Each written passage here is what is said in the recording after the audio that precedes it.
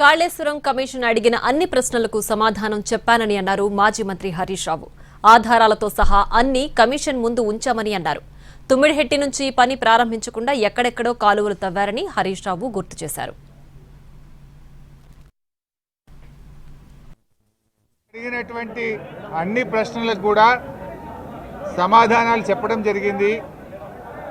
వారికి సమాధానాలు నోటి మాటగా చెప్పడమే కాదు, అన్ని రకాల ఎవిడెన్స్లు కూడా పూర్తి స్థాయిలో అందించడం జరిగింది.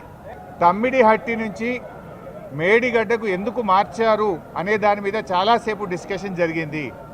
దానికి నేను సవివరంగా సమాధానం చెప్పడం జరిగింది. రివ్యూ చేసుకుంటే ప్రాణహిత చేవెళ్ల ప్రాజెక్టును 7 భాగాలు 28 ప్యాకేజీలుగా నిర్ణయించి టెండర్లు పిలిచి పనులు ప్రారంభించారు. హెడ్ దగ్గర పని స్టార్ట్ చేయకుండా తోకల దగ్గర పని స్టార్ట్ చేసిండ్రు.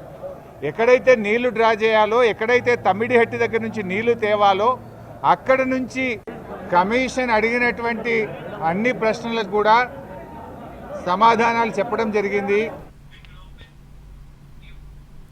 బరాజులు నిర్మించడం, బరాజుల లొకేషన్ను ఎంపిక చేయడం లాంటి టెక్నికల్ అంశాల్లో ఇంజనీర్ల నిర్ణయమే ఫైనల్ అన్నారు హరీష్ రావు.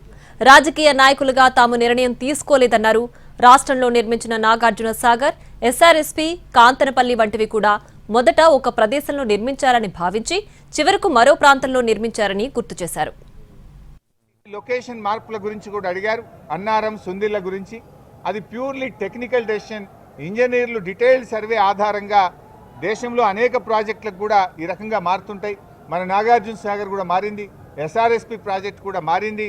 సో అది ఏదన్నా డెసిషన్ బ్యారేజ్ కొంత ముందుకు వెనకకు జరిగేది, అది ఇంజనీరింగ్ డిపార్ట్మెంట్ తీసుకోవాల్సినటువంటి నిర్ణయాలు అనేటువంటి విషయాన్ని కూడా కమిషన్ గారు అడిగినప్పుడు మేము చెప్పడం జరిగింది.